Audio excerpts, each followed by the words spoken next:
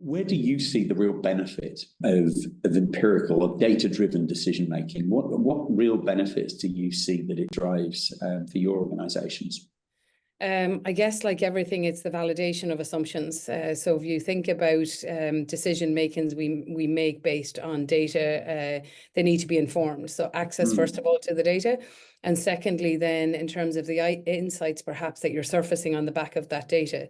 So twofold, if I look at Dimply, and what we're doing in terms of supporting organizations make better financial decisions, use data to hyper-personalize experiences and surface insights. But if I look at us internally and making informed decisions around what we're doing next, the compliance around what we started to do, the validating in terms of the strategy, that comes with making informed decisions. That comes with some analysis.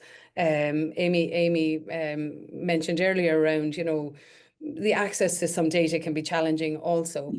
But it is very important that, firstly, you can trust the data. So in anything any of us are doing, you got to trust it, because in financial services, obviously, we're regulated and governed by rules and regulations that we need to make sure those standards are adhered to.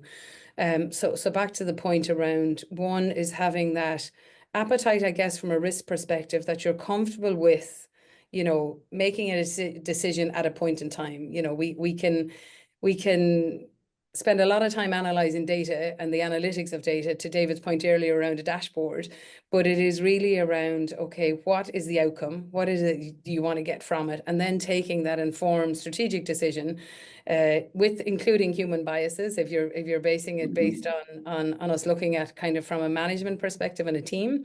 But then if you're going to augment that with AI, it is around, validating the accuracy and the fact base around the information, with surfacing the insight, because, like we all know, garbage in is garbage out. Yes. That's an old pun we've all used from years ago. But it is also having the ability to make a decision based on at a point in time, because otherwise, you could lose a lot of time in terms of doing that analysis and the evidence of that data, and also that data could become out of date very, very quickly. And I mean, that's obviously what we're seeing with exponential reams of data together with where the data is coming from. So all of that, I think, is a huge factor. So from a Dimply perspective, we have to think and make decisions very quickly. But those decisions, in terms of what we're putting into our platform, have consequences for the organizations we're dealing with. So we need to be able to stand over them. So I guess the point I'm making is, once we can risk assess and be confident with what we're doing and have an agile approach that we can change accordingly, and conform to the rules and regulations of the industry we're serving, we're very comfortable in terms of doing that. Fantastic, thank you. And from your point of view, David, I mean, I know you're looking in, and you must have a view there in terms of, I know we talked about AI, but what are the big benefits? And I guess, what's the difference between those who do embrace data and those who don't, is probably another way to look at that.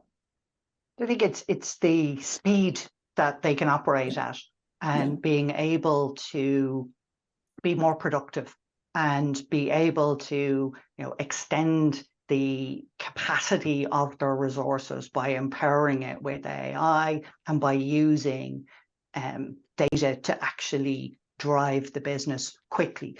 Moving away, like I remember from my days in telecom, like we had a super analytics team, but it might take a month before I'd get a report back from them. So being able to shorten those timelines and move the data closer to the decision point is really important. And then just to pick up on the governance and regulation side. So one of the things, we've talked about how organizations maybe are a little bit slow, a bit wary to embrace AI, partly because it's moving so fast, they don't know when to jump on, but also then the concern about the quality. So the old garbage in, garbage out thing is absolutely true. But I've just finished a big project working on AI literacy and the requirements under the AI Act.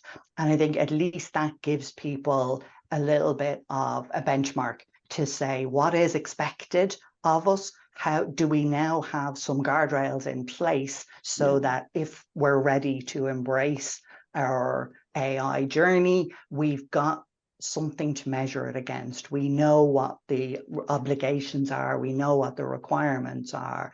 And I think that gives the more conservative people a little bit of comfort that they can say, well, yes, we're going to put some governance in place, we're going to have our governance structures there, and we have a benchmark to work against.